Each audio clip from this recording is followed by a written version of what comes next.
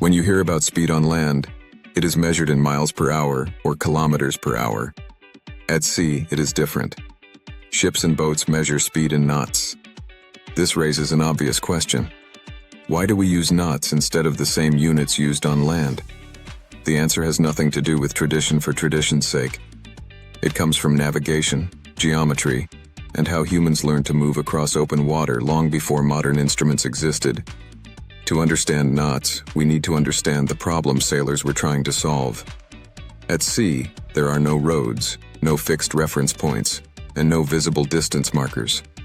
A ship moving across open water needs to know not just how fast it is going, but how far it will travel over time.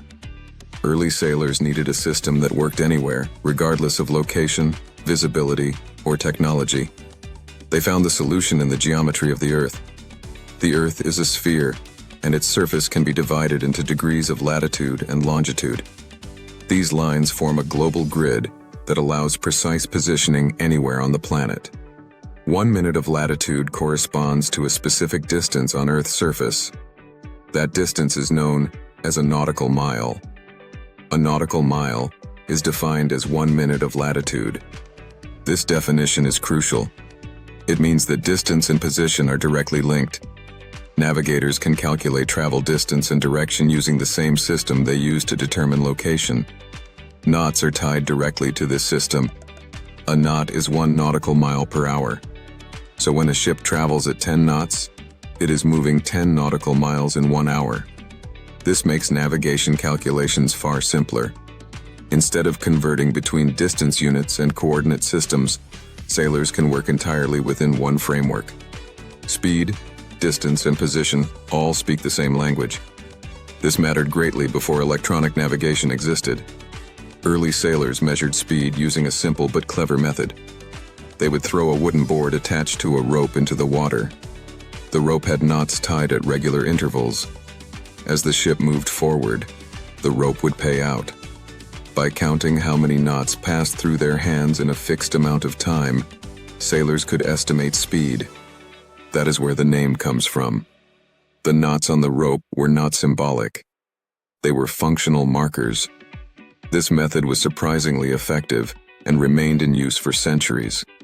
Even as technology improved, the underlying logic stayed the same. Knots were not replaced because they worked. Another reason knots persist is consistency. Marine navigation depends heavily on charts, maps, and standardized measurements. Nautical charts are based on latitude and longitude. Using knots aligns speed with those charts naturally. If ships used miles per hour instead, navigators would constantly need to convert between systems. That conversion adds complexity and increases the chance of error. At sea, small errors can have large consequences. Consistency reduces risk. Knots also make sense when traveling long distances. Nautical miles are slightly longer than land miles.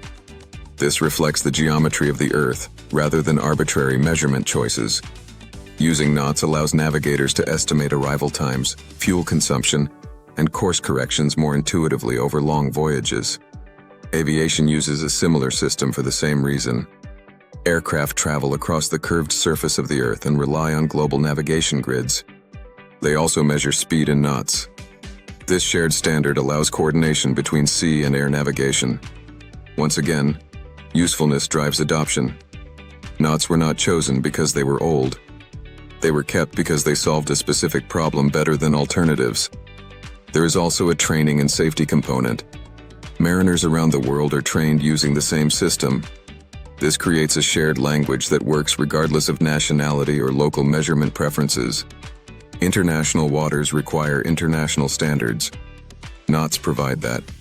Changing the system would not make navigation safer or more accurate. It would only introduce confusion.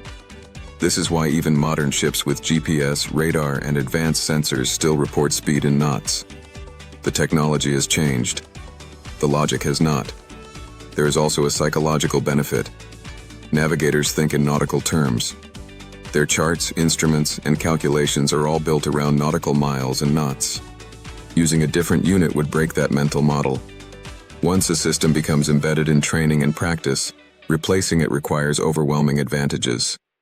Miles per hour offer no such advantage at sea. Understanding this shows how deeply measurement systems are shaped by context. On land, distance is defined by roads, boundaries, and infrastructure. At sea, distance is defined by geometry and coordinates. Different environments require different tools. Knots are not a quirky leftover from the past.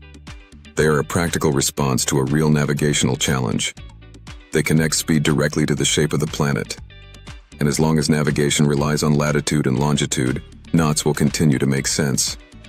That is why we measure speed at sea using knots.